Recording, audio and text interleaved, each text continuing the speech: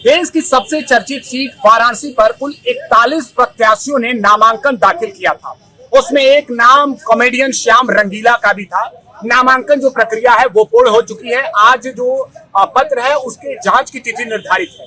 ऐसे में हमारे साथ जुड़े हैं श्याम रंगीला जी, जो अभी जो परिसर है वहां से बाहर निकल कर आ रहे हैं। मुझसे बात करेंगे। श्याम जी, नामांकन पर्चा हो चुका है, अब आज आप बाहर निकले परिसर से, क्या कुछ हुआ?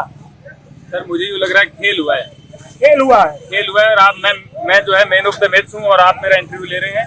पीछे पब्लिक है, पूरा ग्राउंड है और मैं मैदान में बीच में खड़ा हुआ हूँ और लाइव चल रहा है। ऐसा मुझे महसूस हो रहा है कि ये पूरा चुनाव एक खेल हो गया यार। जैसे खेल में नहीं होता अनिश्चितताओं का खेल है, ये पूरा अनिश्चितताओं का खेल हो गया है। चुनाव पूरा वाराणसी का अनिश्चितताओं का खेल हो गया है। इनका जब मन किया इन्होंने 3 बजे के बाद भी नामांकन लिया। इनका जब मन किया इन्होंने टाइम लिख दिया उस पे, जब मन किया हमें बुला लिया, जब मन किया घुसने नहीं दिया। और अब जो जब मन किया, आज क्या हुआ है? आज क्या आपका एक्सेप्ट हुआ? नामांकन जो पत्र है वो क्या कुछ हुआ है? क्या खारिज हुआ है? खारिज हुआ है, बिल्कुल खारिज हो गया है। कल जब हम बहुत सारे लोग थे लाइनों में, 3 बजे तक हम लाइन लगाए रहे। 2 लोग उससे पहले नामांकन करने गए थे, वो नामांकन हुआ ही नहीं उनका। लाइनें लगी रही। 3 बजे के बाद में हमने बोला, पहले मेल वेल में कर चुका था।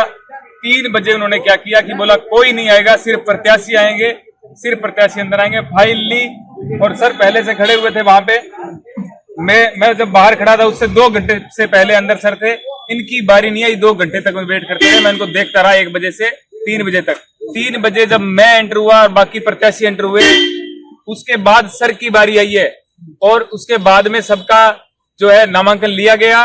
टाइम लिखा गया 2:58 और उसके ऊपर जो भी आपत्ति उनको छोटे मोटे कागज जो देने होते हैं उस पे टाइम लिखा कि इनको रात को 11:59 पे देने हैं। मुझे टाइम लिखा गया, कोई दिक्कत नहीं है, टाइम था हमारे पास। अगर मुझे 5 बजे भी दिया गया तो मेरे पास टाइम था, मैं गया तुरंत। मैं वीडियो अपडेट नहीं डाल पाया, लोगों को लगा होगा कि 9 बज गए क्यों नहीं अपडेट आया। हम भाग रहे थे यार एफिडेविट के लिए, बनाया, वापस आए तो सर ने बोला पिकनिक मनाने आए हो यहाँ पे, क्या कर रहे हो यहाँ पे, पिकनिक मना रहे हो, निकलो बाहर। फिर पुलिस वाला अधिकारी को बोला निकाल इनको, नहीं तेरी नौकरी चली जाएगी, फिर मत कहना तेरा काम क्या है। मेरा काम है ये भगाना इनको, भगा इनको। ऐसा बोल के हमें भगाया गया है। क्योंकि उस पर मैंने बोला सर इस पे टाइम तो देख लो, बोले ये टाइम है यहाँ पे आने का। चले गए। मैंने कहा अपनी गलती हो सकती है, सुबह जाएंगे।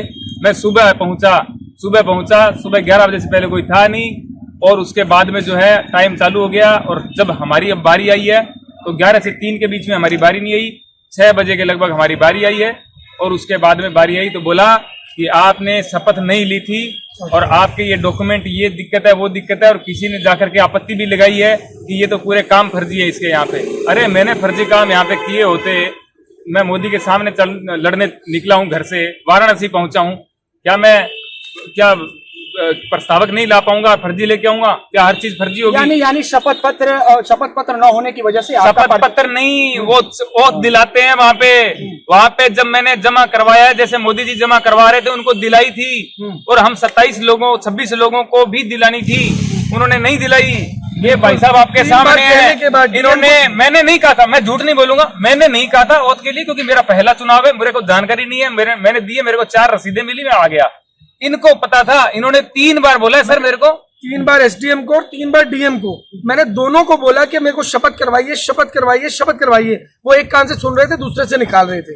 बार बार बोलने के बाद भी उनके ऊपर बिल्कुल असर नहीं था।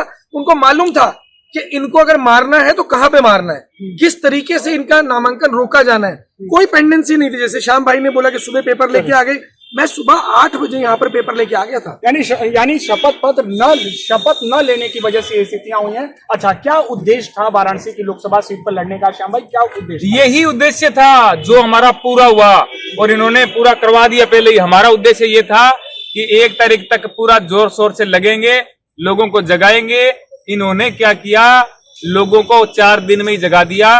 4 दिन में तस्वीर दिखा दी। जो तस्वीर हम बना रहे थे स्केच पेन से, इन्होंने प्रिंट कर दी एकदम से कि ये भाई ये बनेगी, तुम ले जाओ, प्रिंट करके ले जाओ, घर पे लगाओ, लोगों को दिखाओ। ये तस्वीर दिखा दी लोकतंत्र की चुनाव आयोग ने। प्रधानमंत्री मोदी की और अन्य राजनेताओं की मिमिक्री करते ही आपने अपना जो ये सफर है वो शुरू किया था और आज आपकी आंखों में आंसू भी हैं। श्याम भाई, क्या कहेंगे?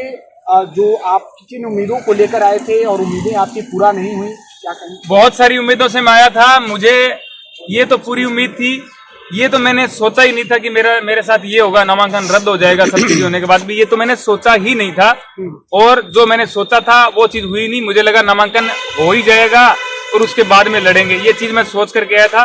लेकिन यहाँ तो सर वो जो खेल के मैदान में घुसते हैं ना, वहां घुसने से पहले ही बाहर निकाल दिया गया और एक टीम की जीत तय कर दी गई।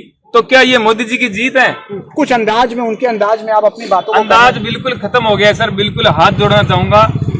इससे पहले मैं बहुत अंदाज दिखाता यहाँ पे, बहुत बातें करता, अब मेरे सारे अंदाज खत्म हो गए हैं। मेरी कोई गलती हो गई होगी, चुनाव आयोग से मैं माफी मांगता हूँ, मैं सबसे माफी मांगता हूँ। और जिन्होंने मुझे सपोर्ट किया उनके साथ मैं हमेशा खड़ा रहूंगा।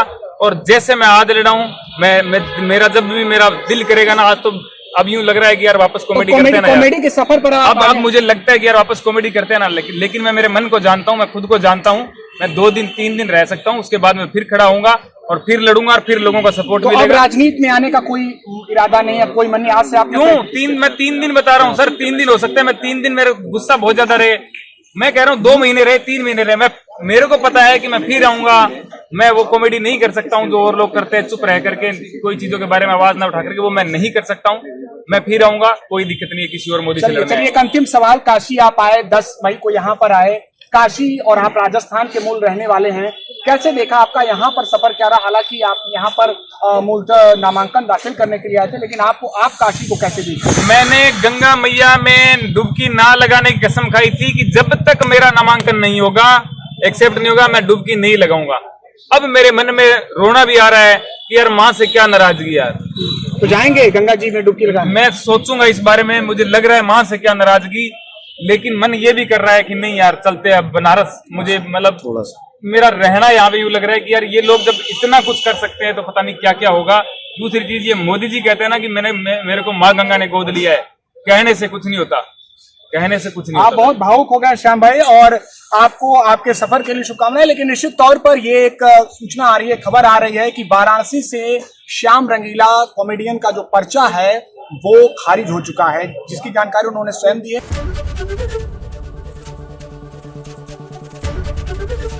एबीपी गंगा, खबर आपकी, जुबान आपकी।